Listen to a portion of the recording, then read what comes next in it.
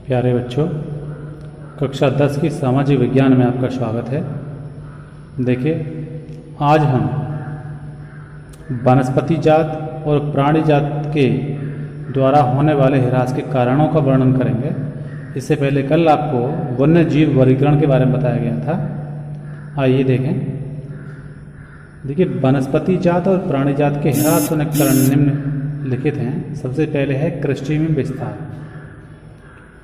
देखिए, भारतीय वन सर्वेक्षण के अनुसार सन 1951 से 1980 के बीच 26,200 वर्ग किलोमीटर से अधिक क्षेत्र में वनों का क्षेत्र था।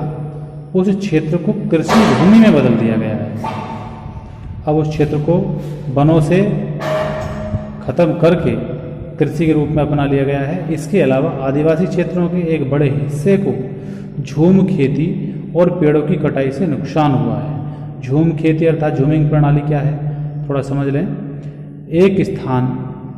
एक निश्चित स्थान पर जो आदिवासी लोग हैं क्या करते हैं कि निश्चित स्थान पर वनों को काट करके, साफ करके और उस पर लगातार 2-4 साल कृषि का कार्य करते हैं।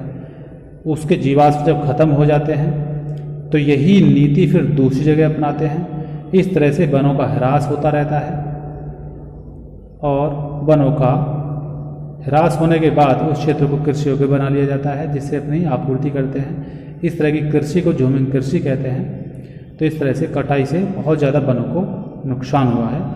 दूसरा है आपका संवर्धन वृक्षारोपण।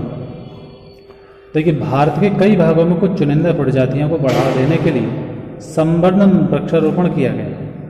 इसके अंतर्गत किसी एक वैसी प्रजाति का वृक्षारोपण किया जाता है जो व्यवसाय के महत्व की होती है, अर्थात जिसको व्यवसाय की दृष्टि से सबसे ज़्यादा महत्वपूर्ण समझा जाता है। इसके कारण अन्य प्रजातियों का उन्मूलन होने लगता है। अन्य प्रजातियों को जब महत्व नहीं दिया जाता तो एक प्रजाति को ही महत्व ज़्यादा देने के साथ उसका विकास हो जाता है, अन्य प्रजातियाँ पिछड़ जाती हैं। तीसरी है विकास परियोजनाएँ। बड़े पैमाने वाली विकास परियोजनाओं से भी जंगलों की भारी क्षति हुई है। सन 1951 से आज तक नदी घाटी परियोजनाओं के कारण 5,000 वर्ग किलोमीटर से अधिक जंगल का सफाया हो चुका है। क्योंकि 1951 में जो हमारे भारत में सबसे पहली पंचवर्षीय योजना लागू हुई थी, उसमें नदी परियोजना को शामिल किया गया था। उससे नदियों को जो निकाला जाता है, नहरों को जो निकाला जाता है, अनेकों ऐसे क्षेत्रों को जहाँ पानी की कमी है सिंचाई की दृष्टि से उनको निकाला जाता है, तो उससे बहुत सारे वृक्षारोपण जो है यानी वृक्ष जो है वो काट दिए जाते हैं, समाप्त हो जाते हैं। इसलिए बहुत अधिक क्षेत्र जो है जंगल का समाप्त हो चुका है। एक है आपका खनन। कई क्षेत्रों में खनन से भी वनस्पति जात और प्राणी जात को भारी नुकसान हुआ है।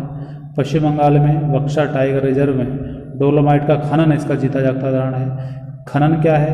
पृथ्वी के गर्भ को खोद करके जो खनिज निकाले जाते हैं, खनिज पदार्थ जो निकाले जाते हैं, तो वहाँ अनेकों प्रकार से वनस्पति का और प्राणी जात का नुकसान होता रहता है, उसका ह्रास होता है।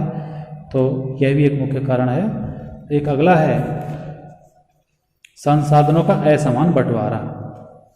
देखिए,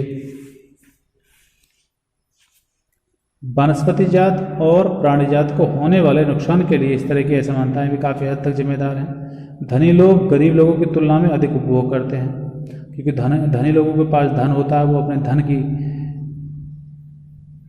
धन के सहयोग से अपना उपयोग जो है संसाधनों का ज़्यादा कर लेते हैं, जबकि गरीब लोग नहीं कर पाते हैं।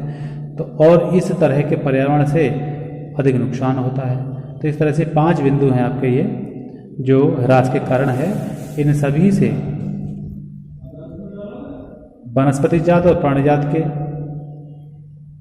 को नुकसान होता है, उसके विस्तार में कमी होती है। आज इतना ही, आगे कल बताया जाएगा।